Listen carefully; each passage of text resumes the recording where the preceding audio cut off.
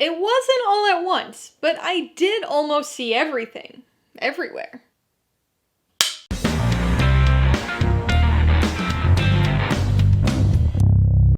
Hey everybody, welcome to Mainly Movies. 2022 has come and gone, and now that I've had a few months to finish catching up on most of the year's noteworthy releases, it's time to talk about my top 10 films of 2022.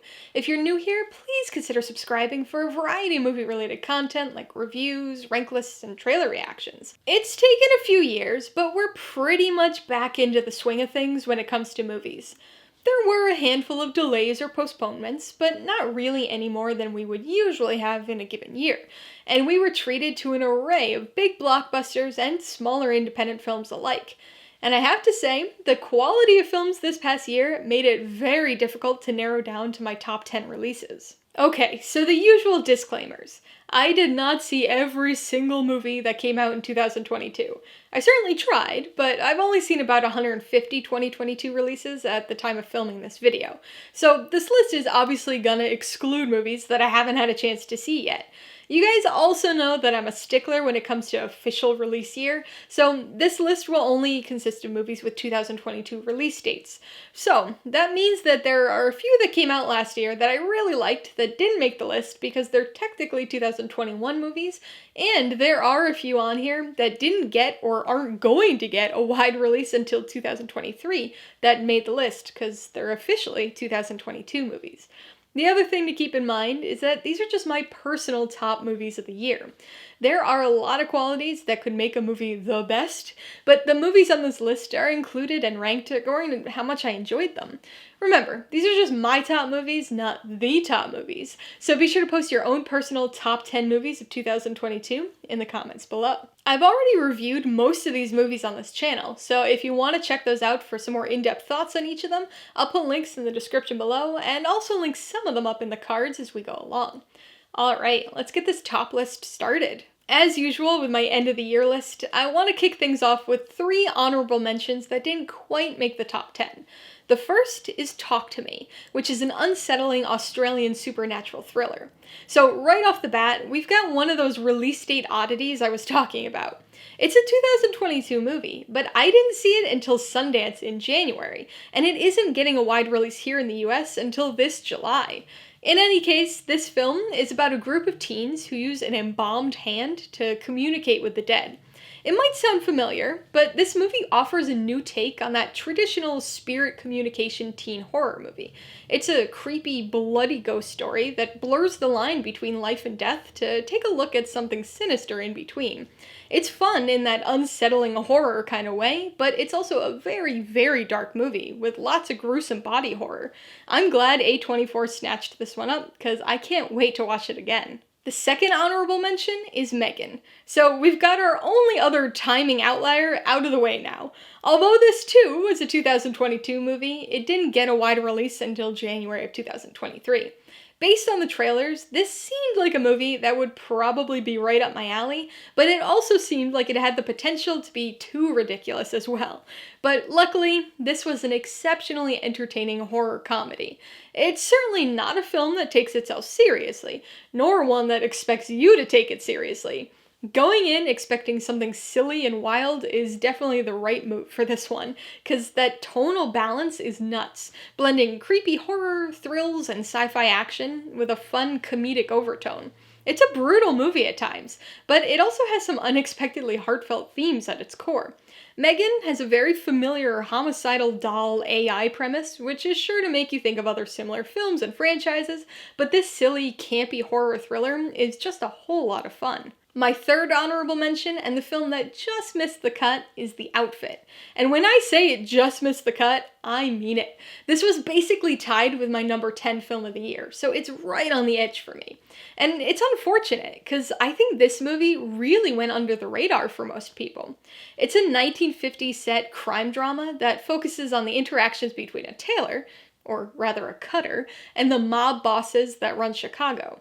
When you think of Chicago gangster movies, big shootouts and action usually come to mind, but this movie is a little bit different. There are certainly moments of action here, but this is largely a slow burn, deliberately paced to really build up the tension throughout the story. It's a twisty tale that does feature heavy foreshadowing, but it's still a really engaging watch, even if you could spot the direction that everything's headed eventually. Mark Rylance is wonderful here as a very detail-oriented person who thrives on process. He's reserved and very measured, but ends up being a much more dynamic character than you might expect at first glance, which is certainly fitting in this tense, character-driven film. Coming in at number 10, Kimi. Like I said before, this film was basically tied with my number 11 of the year, and much like that 11th film, Kimi was a movie that just seemed to pass by without much fanfare. It was released exclusively on HBO Max, which might have contributed to its relatively unknown status, but it's a fun, slick little thriller by Steven Soderbergh. It's got a very familiar premise. We've seen plenty of surveillance thrillers, plenty of movies where characters are trapped in their home for whatever reason. It draws its inspiration from Rear Window, pulls the technology elements from Disturbia, incorporates the agoraphobia from The Woman in the Window. There's no denying that we've seen it all before. Maybe I just like that kind of movie, but I still found this to be an incredibly engaging and exciting film. Zoe Kravitz is really good in this role, and the story hinges on her character. We get a good sense of who she is early on in the film, and then just follow her on this tense, twisting adventure. At only 89 minutes long, this well-paced thriller doesn't waste any time getting us right into the meat of the story, and also doesn't waste any of our time in telling that story. Coming in at number 9, Top Gun: Maverick.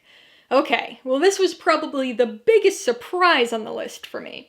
I've always thought the original Top Gun was okay, but I've certainly never been a huge fan of it. So, when it was announced that we'd be getting a sequel over 35 years later, I wasn't particularly excited.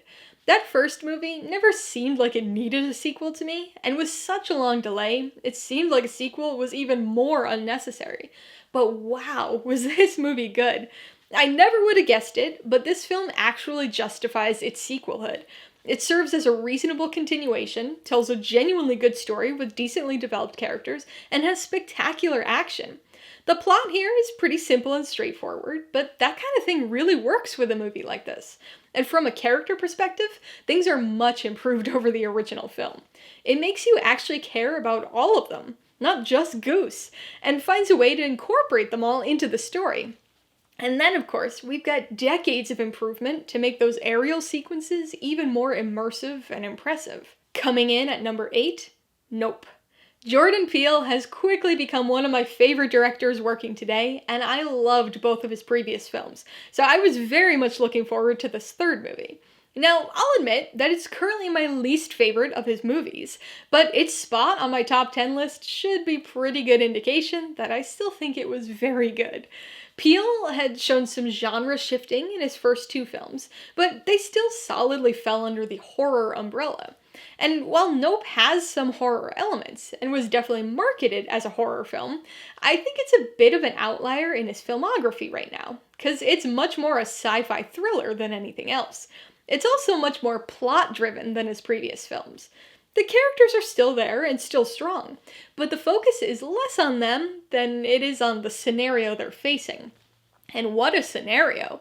We've seen plenty of sci-fi films with this basic premise, but this movie takes things in a very original direction. It's tense and periodically disturbing, but still manages to deliver on the thematic heft that we've come to expect from a Jordan Peele movie. Coming in at number 7, The Whale. I've never been much of a Darren Aronofsky fan.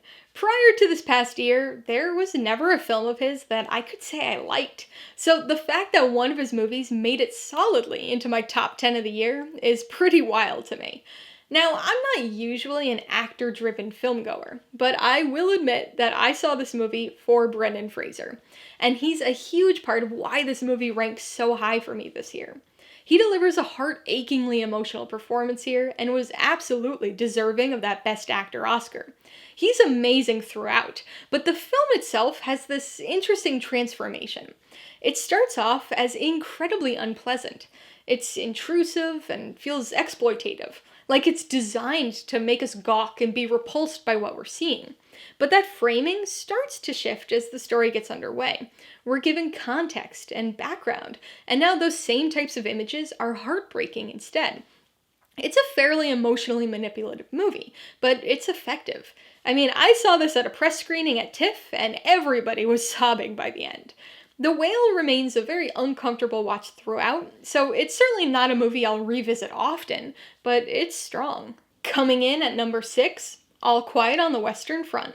I've never read the novel, but I have seen the Oscar-winning 1930 film adaptation a few times. And I'll admit that when I saw this on the TIFF schedule, I just kind of thought it was an unnecessary remake and skipped trying to fit it into my schedule, which in hindsight was obviously a mistake. This new German adaptation of the anti-war drama is incredibly good. There are obviously some similarities to the 1930 version, considering they both come from the same source material, but there are actually some significant differences to the story and the characters, making this movie worthwhile on that front alone. But it's also more realistic. There's quite a bit less dramatically preachy dialogue, and this film shows rather than tells. It's visceral and emotional, harrowing and heartbreaking, and just incredibly impressive all around. It's no wonder that it won so many of the technical categories at the Oscars. Coming in at number 5, The Menu. This exceptionally fun dark comedy thriller was one of my favorite films from TIFF last year. It's a satire, which there were quite a few of at the festival, but this movie provides us with a delectable blend of elements. It's often shocking and trends towards horror at times, but really, this is just an incredibly well-crafted thriller. It's a movie that takes place over a single meal, mostly in a single location, which can be challenging for some films. But it works here, and really builds up the tension, while also remaining darkly funny. It's got a fantastic screenplay, and the structure of the film's really fun, designed to mirror the courses of the meal at the center of the story. It's a fun, stylish film, but also boasts a great ensemble cast. Some of the characters are more involved in the story than others, but they all play their specific roles really well. Anya Taylor-Joy is really making a name for herself in thrillers, and Ralph Fiennes is just perfect as Chef. Coming in at number 4, Glass Onion, a Knives Out mystery. Whodunit murder mysteries are very much my thing, so I love the resurgence of the genre that we've been seeing over the last handful of years. Knives Out was an incredibly fun modern take on the genre, and introduced Daniel Craig's fantastic and eccentric detective Benoit Blanc. After Knives Out, I was really hoping that we would get some more of his character, and we did, in classic Agatha Christie fashion. Same detective, but an entirely new case and cast. I saw the world premiere for this film at TIFF, and it was definitely the most fun I had at the festival. It's an incredibly entertaining film straight through, and even funnier and more creatively crafted than its predecessor. The structure of this film is great, and I really loved the screenplay. Like my number 5 film, it also boasts a really fantastic ensemble cast, who I actually slightly preferred to that of Knives Out. Daniel Craig is, once again, supremely fun as Benoit Blanc, and I've gotta say that this is easily my favorite Janelle Monáe performance so far, too. I can't wait for another Benoit Blanc mystery. Coming in at number 3, The Batman.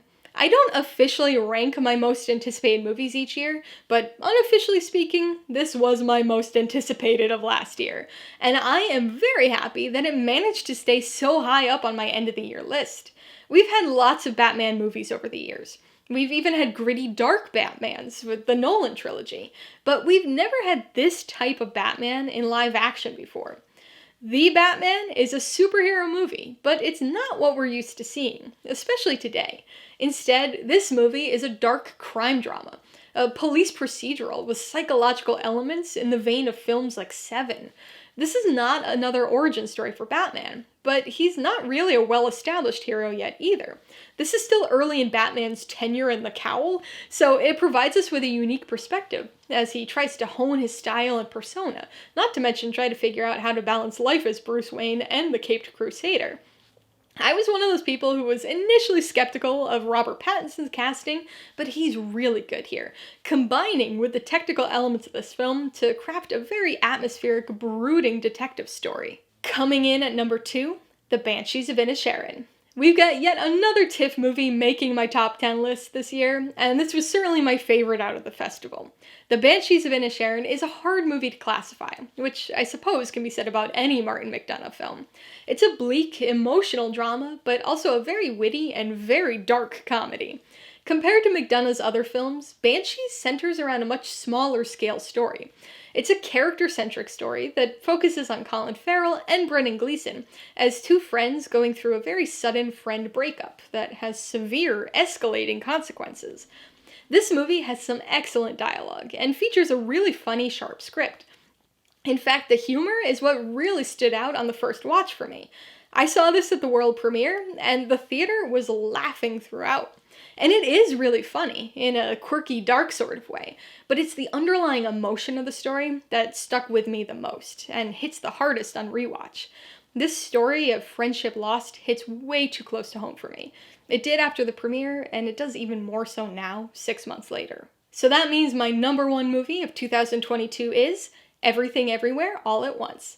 There's something especially exciting and satisfying about your favorite movie of the year winning Best Picture at the Oscars. Not to mention a whole bunch of other Oscars, too. When I saw it last April, I never would have guessed it would achieve what it did. I loved it, but this is not your typical kind of Oscar movie. If The Banshees of Inisherin was hard to classify, this one's next to impossible. It's got comedy, action, sci-fi, family drama, and self-discovery.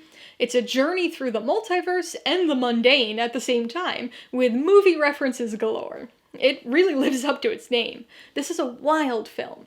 Any bit of it seen out of context would seem absolutely absurd, but as a whole, this wildly creative and original story manages to work exceptionally well. It features excellent performances all around, including Oscar winners Michelle Yeoh, Ke Huy Quan, and Jamie Lee Curtis, but I also especially loved Stephanie Hsu here too. This is a remarkably funny and fun movie, but it's also got some surprising thematic depth. And just like with The Banshees of Inisherin, it's those themes and emotions that jump out more and more with each rewatch. Alright, so there you have it. Those were my top movies of 2022. I have a feeling that this list probably looks a bit different from most people's, but that just shows how good and diverse of a movie year 2022 actually was. I've already reviewed most of these movies, so be sure to check those out if you want some more in-depth discussion of each, as well as my ratings, pros and cons, and even tailored film recommendations. And if you're interested in buying any of these movies, I do have affiliate links to all of them in the description below. I get a small commission from anything you buy using one of my links, so I'd really appreciate it if you use them if you're in the market for any of these 2022 movies. I'd also love to hear what your top 10 movies of 2022 were, so be sure to let me know in the comments below. Alright, so if you got some enjoyment, insight, or information out of this top list, I'd appreciate it if you'd hit that like button. And if you haven't done so already, please subscribe while you're at it to see more videos like this, as well as movie reviews. Till next time, this has been Alyssa with Mainly Movies. The way life should be.